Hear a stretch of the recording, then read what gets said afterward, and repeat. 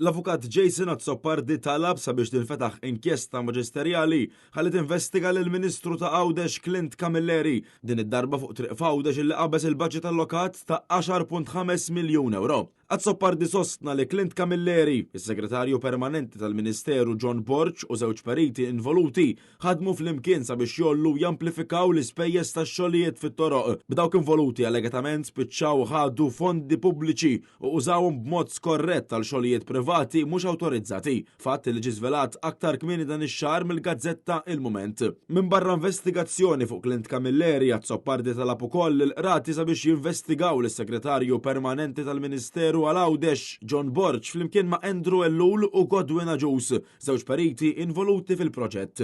L-avukat Jason Azzopardi qed jitlob ukoll il-maġistrat sabiex jinvestiga lil Camilleri u tlieta oħra fuq ħasil ta' flus.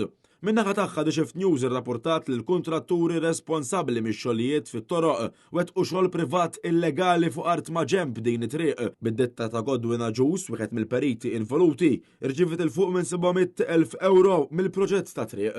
Net News kien ukoll irrapporta kif l-Awditur Ġenerali osserva żied eżorbitanti fil-ħlasijiet finali. Bir-rapport tal-NEO ħareġ kif il-Gvern daħal fi 3 kuntratti għal dan il-proġett li inizjalment kellu jiswa 8 miljuni. Bl-ewwel kuntratt kien ta' 1.8 miljun, wara sar kuntratt ieħor ta' 9.3 miljun u fl-aħħar 6.7 miljun oħra li koprew ix-xogħlijiet li kien għadu fadal, xogħlijiet li ma sarux fil-ħin previst minħabba nuqqas ta' pjanar. Barra minn hekk l-avukat Azzopardi talab lill-maġistrat sabiex jikkonfiska l-mobiles ta' dawk allegatament involuti sabiex jippreserva l-provi qabel ma jintilef kollox.